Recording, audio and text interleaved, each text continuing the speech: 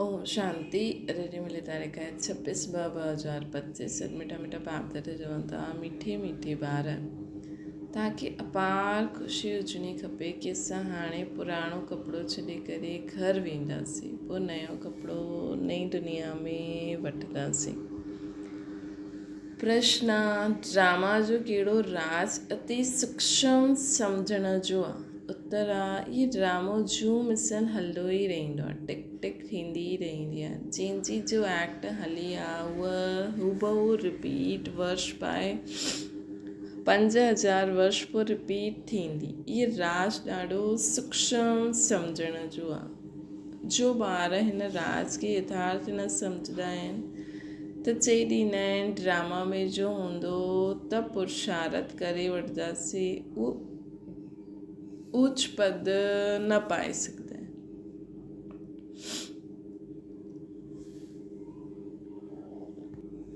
त इन ड्रामा जो राज ॾाढो ई असांखे सुठी रीति यथार्थ सम्झणो आहे। ओम शांति।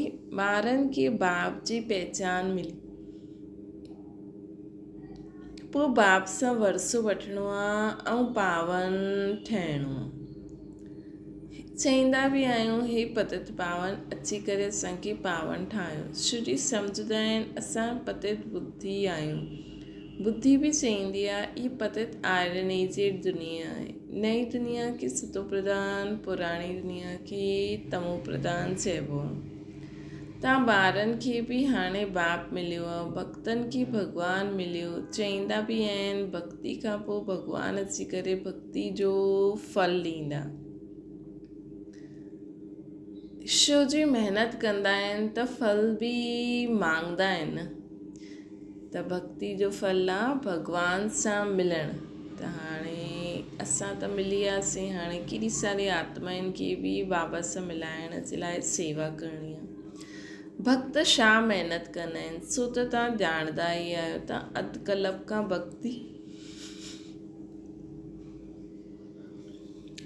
अधु कलाक खां भक्ति मार्ग में धक्का खाई करे थकी विया आहियो न। भक्ति में ॾाढी महिनत कई, इहे बि ड्रामा में नूंद आहे। महिनत कबी आहे फ़ाइदे जे लाइ। सम्झंदा आहिनि भॻवानु अची करे भक्ति जो फल ॾे, त फल ॾियण वारो पोइ बि भॻवानु ई रहियो न। भगत भॻवान खे यादि कंदा आहिनि। छो भक्ति में दुख आहे त चईंदा आहिनि अची करे असांखे सुख ॾियो, असांजा दुख हरो, असांखे पावन ठाहियो।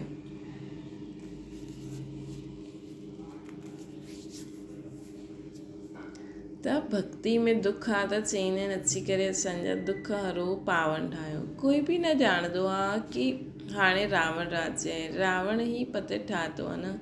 चईंदा बि आहिनि राम राज्य खपे, परंतु उहो कॾहिं कीअं थींदो आहे कोई खे बि इहो पतो न आहे। आत्मा अंदरि सम्झंदी आहे कि हाणे रावण राज्य आहे। इहा आहे ई भक्ति मार्ग। भगत ॾाढो नाच तमाशा कंदा आहिनि, ख़ुशी बि थींदी आहे, पोइ रोईंदा बि आहिनि। भॻवान जे प्रेम में आंसू अची वेंदा आहिनि, परंतु भॻवान खे ॼाणंदा ई न आहिनि।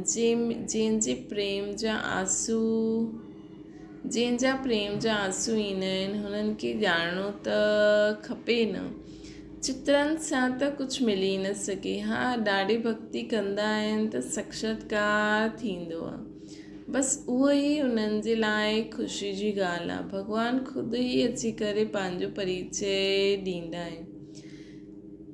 ॾींदा आहिनि कि मां केरु आहियां, मां जो आहियां जहिड़ो आहियां दुनिया में कोई बि न ॼाणंदा आहिनि। त भॻवानु ख़ुदि ई अची करे असांखे परिचय ॾींदा आहिनि। तव्हां में बि जो भॻवानु चईंदा आहिनि उन्हनि में बि कोई पक्का कोई कच्चा आहे। त हाणे भॻवानु ख़ुदि अची करे पंहिंजो परिचय ॾींदो आहे कि मां केरु आहियां, मां जो आहियां जीअं दुनिया में कोई न ॼाणंदा आहिनि। तव्हां ॿारनि में बि ॾाढा थोरा आहिनि जो कच्चा आहिनि, पक्का आहिनि, जो ॼाणंदा आहिनि कि बाबा केरु आहिनि। मतिलबु पंहिंजे ब्राह्मण परिवार में देह अभिमान टुटण में ई महिनत लॻंदी आहे।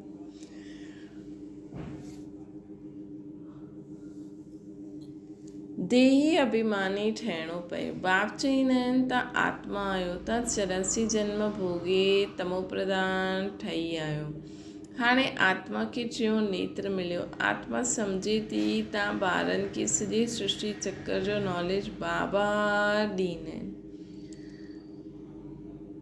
बाप नॉलेजफुल आहे त ॿारनि खे बि नॉलेज ॾींदा आहिनि। कोई पुछे सिर्फ़ु तव्हां ई 84 जन्म वठंदा आहियो? चओ हा, असां में कोई 84 कोई 82 जन्म वठंदा आहिनि। ॾाढनि में ॾाढा 84 जन्म ई वठंदा आहिनि। 84 जन्म उन्हनि जा आहिनि जो शुरू में ईंदा आहिनि, जो सुठी रीति पढ़ी करे ऊच पद पाईंदा आहिनि। उहो जल्दी ईंदा, माला में नज़दीक पिरोंजदा। जीअं नयो घर ठाहिणो हूंदो आहे त दिलि में ईंदो आहे न, जल्दी ठही वञे त असां वञी करे रहूं। तव्हां ॿारनि खे बि ख़ुशी थियणी खपे। हाणे असांखे पुराणा कपिड़ा छॾे करे छॾिणा आहिनि। इहे शरीर रूपी पुराणो कपिड़ो छॾिणो आहे। नाटक में एक्टर्स घंटो आदि पहिरियों खां ई घड़ी खे ॾिसंदा रहंदा आहिनि। टाइम पूरो थी वियो त घर वेंदासीं, उहो टाइम अची वेंदो आहे। तव्हां ॿारनि जे लाइ बेहद जी घड़ी आहे। तव्हां ॼाणंदा आहियो जॾहिं कर्मातीत अवस्था खे पाईंदासीं त पोइ हिते रहंदासीं ई न। कर्मातीत ठहिण लाइ बि यादि में रहणो पए न, है न। तव्हां ॼाणंदा आहियो जॾहिं कर्मातीत अवस्था खे पाईंदासीं पोइ हिते रहंदासीं ई न। कर्मातीत ठहिण लाइ बि यादि में रहणो पए। ॾाढी महिनत आहे। नई दुनिया में तव्हां वेंदा आहियो, पोइ हिकु हिकु जन्म में कला कमु थींदी वेंदी आहे। नई दुनिया में असां वेंदा आहियूं, पोइ हिकु हिकु कला कमु थींदी वेंदी आहे। नयो मकान में 6 मास वियो त कुझु न कुझु दाग आदि त थी वेंदो, थोरो फ़र्क़ु अची वेंदो। त हुते नई दुनिया में बि कोई त पहिरियों ईंदा, कोई थोरो देरी सां ईंदा। पहिरियों जो ईंदा उन्हनि खे चईंदासीं सतो प्रधान। पोइ आहिस्ते आहिस्ते कला कमु थींदी वेंदी। इहे ड्रामा जो चक्कर आहे न, जू मिसल हलंदो ई रहंदो आहे। इहे ड्रामा जो चक्कर जू मिसल हलंदो ई रहंदो, टिक टिक थींदी रहंदी आहे। तव्हां ॼाणंदा आहियो सॼी दुनिया में जंहिंजी जो एक्ट हलंदी उहो चक्कर फिरंदो ई रहंदो आहे। त सोचो कीअं टिक टिक टिक हले थी। जंहिं सेकेंड जो थियणो आहे उहो थिए ई थो। इहे वॾी सूक्ष्म ॻाल्हियूं सम्झण जी आहिनि। बाप अनुभव सां ॿुधाईंदा आहिनि। तव्हां ॼाणंदा आहियो इहे पढ़ाई पोइ 5000 वर्ष पोइ रिपीट थींदी। इहे ठहियल ड्रामो आहे। हिन चक्कर जो कंहिंखे पतो ई न आहे।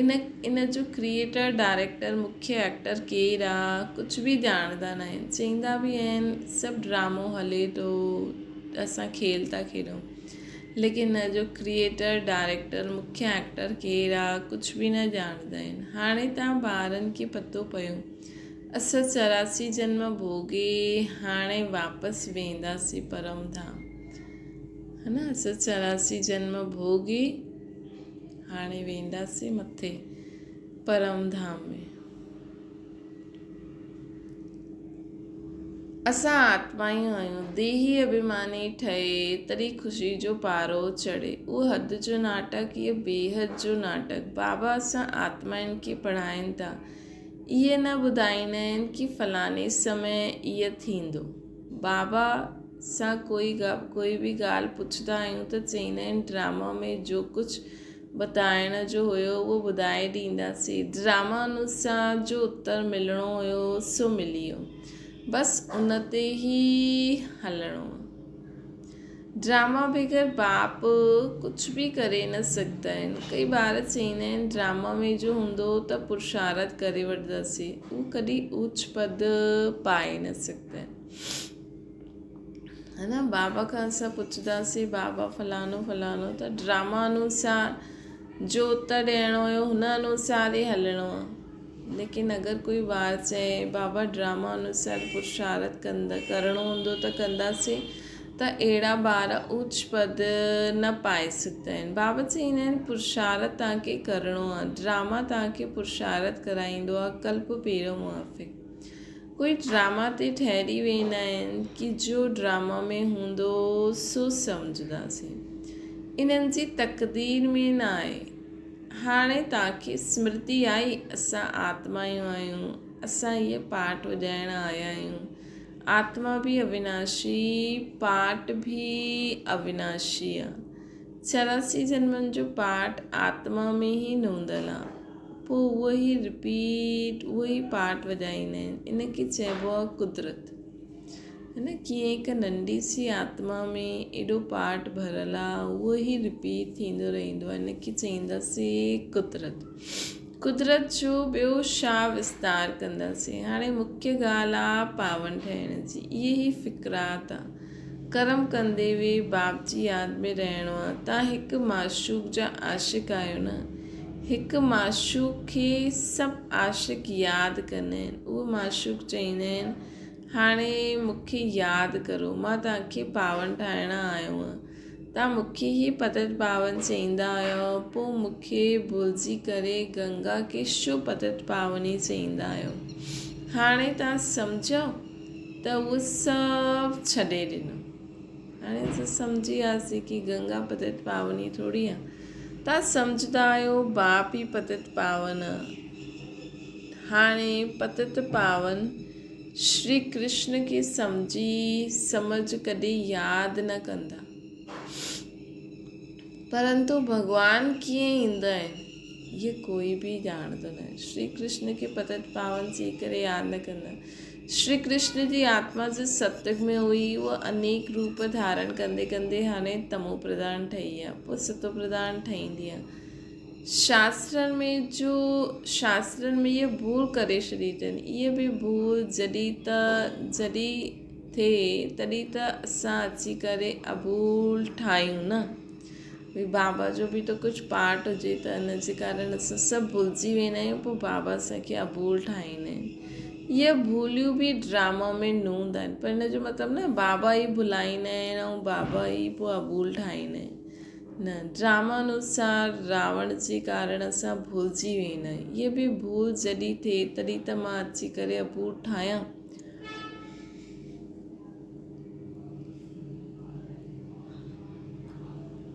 इहे भूलियूं बि ड्रामा में आहिनि, पोइ बि थींदियूं। हाणे तव्हांखे सम्झायो आहे शिव भॻवान अचे। भॻवानु चईंदा बि आहियूं शिव खे। भॻवानु त हिकु ई हूंदो आहे न। सभु भक्तनि खे फल ॾियण वारो हिकु भॻवानु, उन्हनि खे कोई बि ॼाणे न सघंदा आहिनि। आत्मा चईंदी आहे, ओ गॉड फादर। उहो लौकिक फादर त हिते आहे, पोइ बि हुन बाप खे यादि कंदा आहिनि त आत्मा जा 2 फादर थी वेंदा आहिनि। भक्ति मार्ग में हुन फादर खे यादि कंदा रहंदा आहिनि। आत्मा त आहे ई। एतिरी सभु आत्माउनि खे पंहिंजो पंहिंजो पाठ मिलियलु आहे। हिकु शरीर छॾे पोइ ॿियो पाठ वॼाइणो हूंदो आहे। इहे सभु ॻाल्हियूं बाप ई वेही सम्झाईंदा आहिनि। चईंदा बि आहिनि, असां हिते पाठ वॼाइण आया आहियूं। इहे हिकु मांडवो आहे, उन्हनि में इहे सूर्य चांद तारा आदि सभु बत्तियूं आहिनि। इन सूर्य चांद सितारनि खे मनुष्य देवता चई ॾींदा आहिनि। शिव जी इहे सम्झंदा आहिनि, ॾाढो सुठो कमु कंदा आहिनि, रिमझिम कंदा आहिनि, कंहिंखे तकलीफ़ न ॾींदा आहिनि, सभिनि खे सुख ॾींदा आहिनि, ॾाढो कमु कंदा आहिनि। हिन करे हिननि खे देवता चई छॾंदा आहिनि। सूर्य चांद तारा हिननि खे देवता चई छॾंदा आहिनि। बाबा चईंदा आहिनि, हाणे वास्तव में देवताऊं त सतयुग में हुया, सभु सुख ॾियण वारा हुया।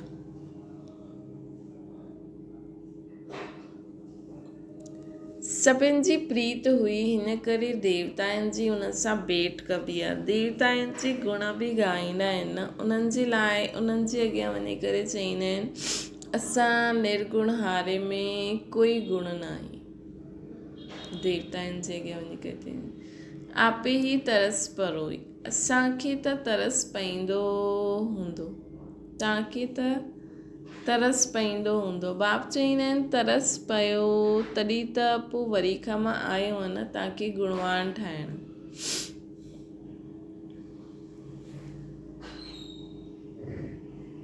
त बाबा खे असांजे मथां तरस पियो। तव्हां पूज्य हुयो, हाणे पुजारी ठहिया आहियो, पोइ पूज्य ठहो। हम सो जो अर्थ भी तव्हांखे सम्झायो आहे न बाबा। मनुष्य त चई ॾींदा आहिनि आत्मा सु परमात्मा, परमात्मा सु आत्मा। बाप चईंदा आहिनि इहे रॉन्ग आहे। तव्हां आत्मा निराकार हुयो, पोइ निराकार आत्मा देवता जी शरीर वठी करे पाठ वॼाई, पोइ क्षत्रिय, पोइ वैश्य, पोइ शूद्र। शूद्र शरीर में आत्मा हिकदमि कारी, शरीर भी हिकदमि तमो प्रधान। हम सो ब्रह्मण में हाणे आई आहियां। हाणे असांजी आत्मा पावन थिए थी, शरीर जा तत्व भी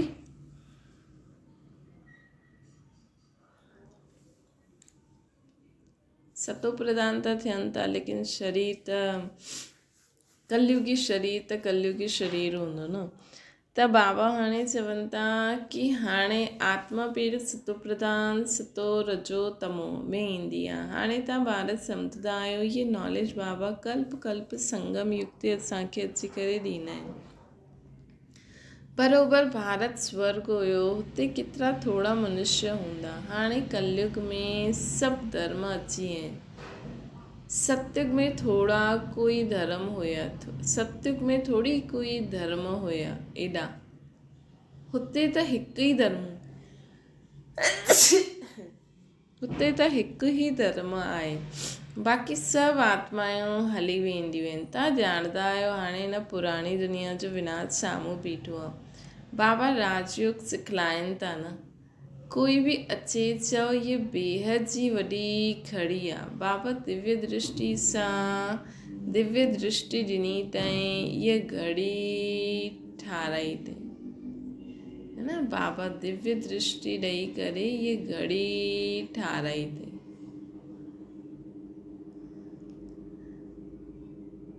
बाबा चईंदा आहिनि, बाबा ब्रह्मा द्वारा हिकु धर्म जी स्थापना, शंकर द्वारा आसुरी दुनिया जो विनाश कराईंदा आहिनि। बुद्धि भी चईंदी आहे चक्र त फिरणो ई ज़रूरु आहे। कलयुग खां पोइ सतयुग ईंदो। हाणे मनुष्य भी ॾाढा आहिनि, उपद्रव भी ॾाढा थींदा रहंदा आहिनि। मूसल भी उहे ई आहिनि न। हाणे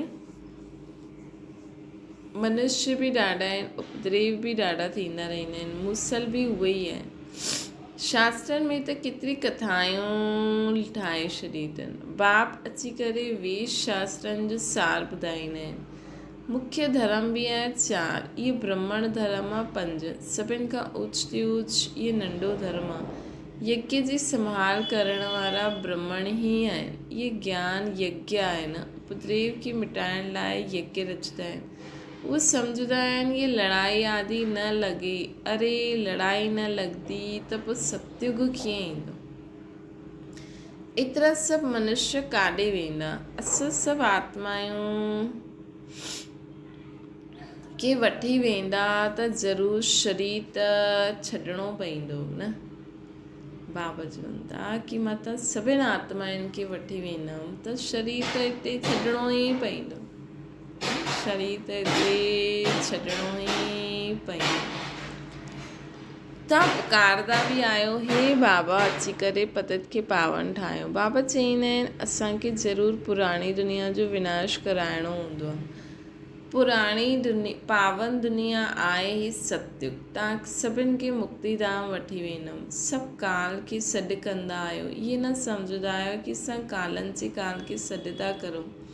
बाप चईंदा आहिनि इहे भी ड्रामा में नूंद आहे। आत्माउनि खे छीछी दुनिया सां कढी शांति धाम वठी वेंदो आहे। इहे त सुठी ॻाल्हि आहे न। तव्हांखे मुक्ति में वञी करे पोइ जीवन मुक्ति में अचिणो आहे, पोइ जीवन बंद में।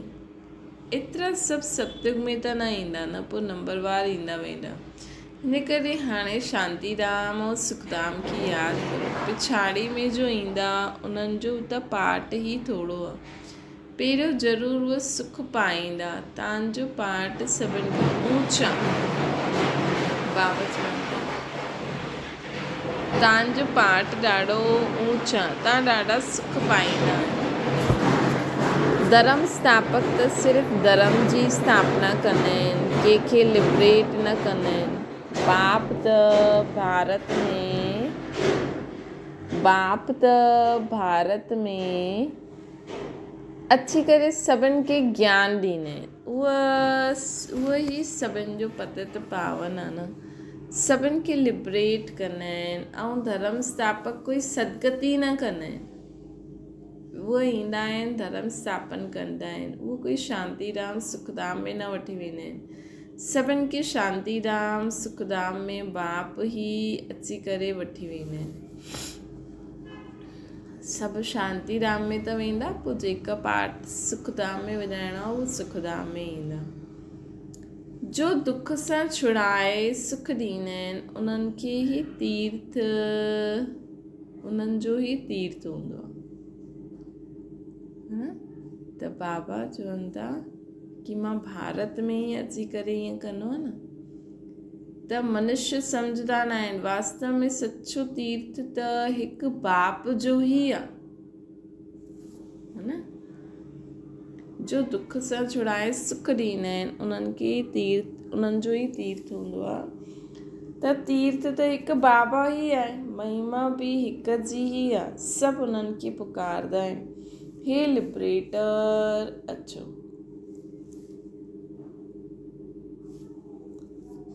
हे लिबरेटर अचो।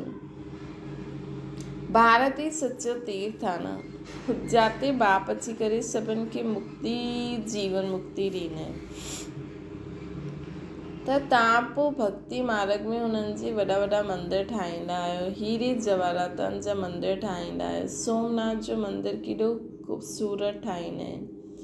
हाणे ॾिसो बाबा किथे वेठा आहिनि, पतित शरीर में, पतित दुनिया में। तव्हां ई पहचानंदा आहियो, तव्हां बाबा जो मददगार ठहींदा आहियो। ॿियनि खे रास्तो ॿुधाइण में जो मदद कंदा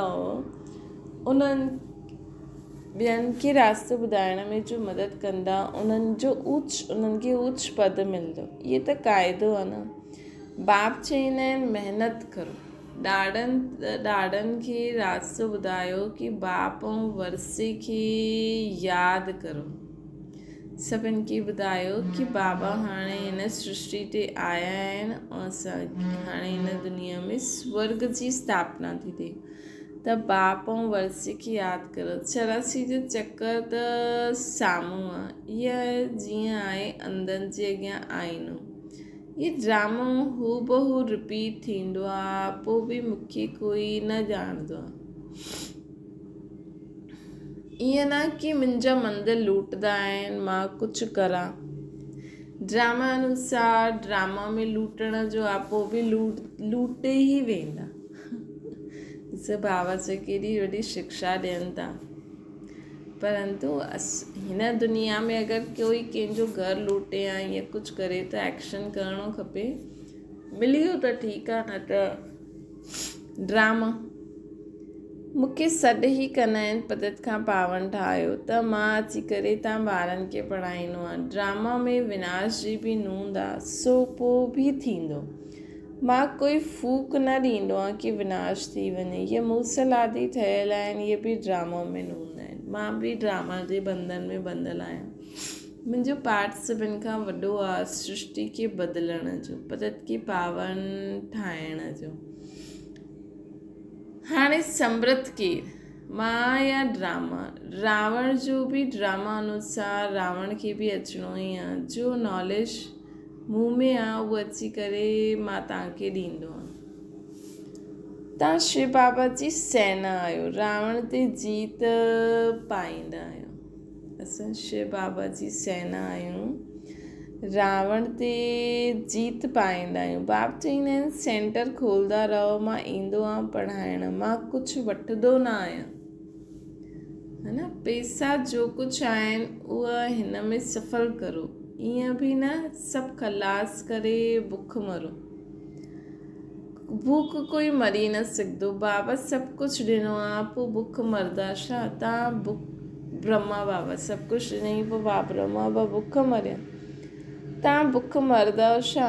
शिव बाबा जो भंडारो आहे। अॼुकल्ह त दुनिया में ॾिसो केतिरा मनुष्य भूख मरंदा रहंदा आहिनि।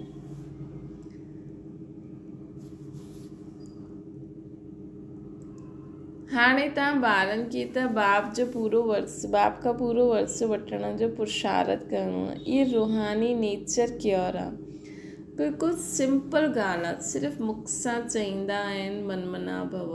आत्मा कीअं सुठो ऑपरेशन आत्मा खे क्योर कंदा आहिनि, इन करे बाबा खे अविनाशी सर्जन बि चईंदा आहिनि।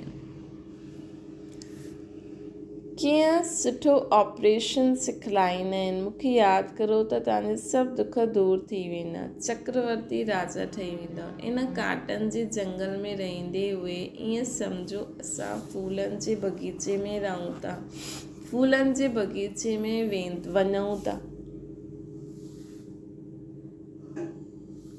वैसे बि इन काटन जे जंगल में असां बाबा जी छत्रछाया जे हेठां रहूं था न, त जीअं बाबा जी छत्रछाया त जीअं फूलनि जे बगीचे खां बि सुठो हूंदो। घर वञूं था न, हिक ॿिए खे यादि दिलाईंदा रहो, अल्लाह खे यादि करो त बेबादशाही मिली वेंदी। अच्छा, मीठी मीठी सिकी लदे ॿारनि प्रति माता पिता बाप दादा जो यादि प्यारो गुड मॉर्निंग। रूहानी बाप जी सभिनि रूहानियुनि ॿारनि खे नमस्ते। असांजी बि रूहानी माता पिता बाप दादा खे यादि प्यार गुड मॉर्निंग ऐं नमस्ते।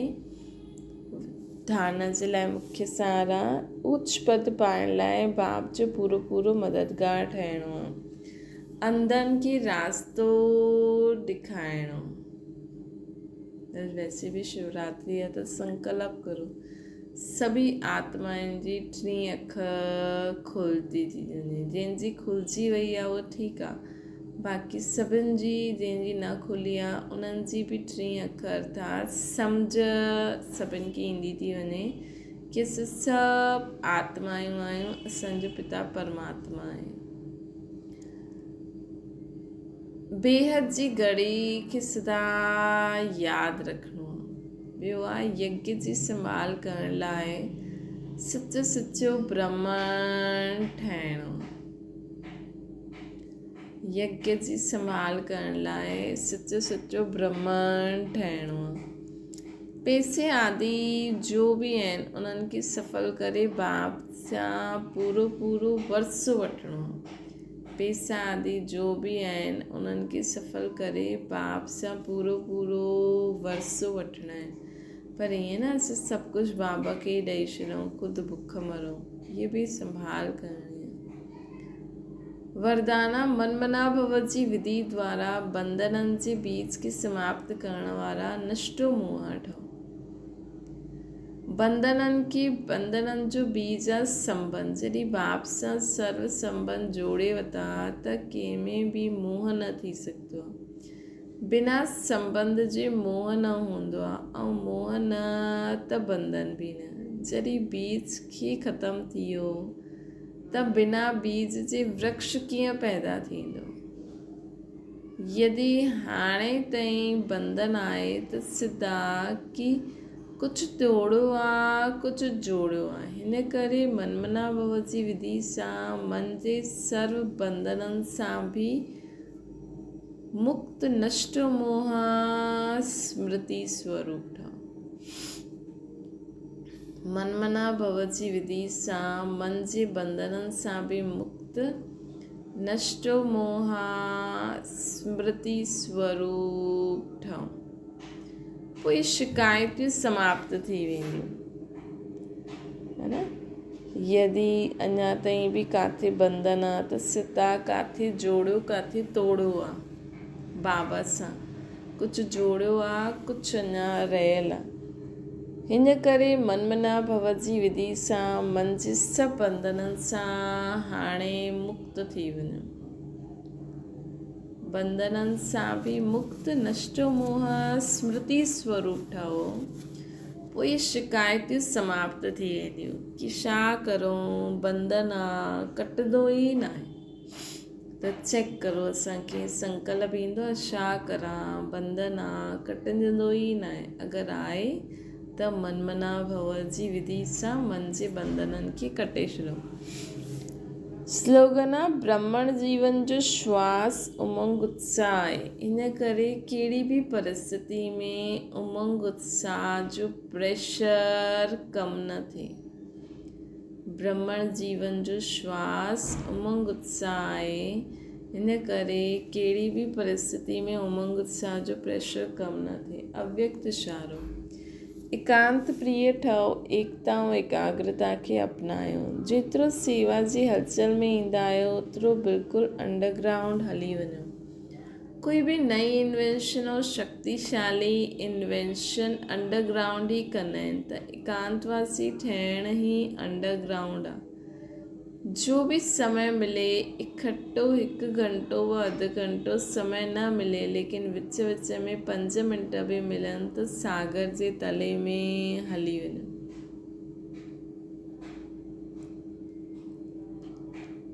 इन संकल्प ते ब्रेक लॻी सघंदो, पोइ वाणी में अचणु चाहींदो त बि न अची सघंदो। अच्छा, ओम शांति। त बाबा असांखे चई कि अगरि अञा बि लॻंदो आहे बंधन आहे, त मनमना भव जी विधि सां मन जे बंधननि सां मुक्त रहो।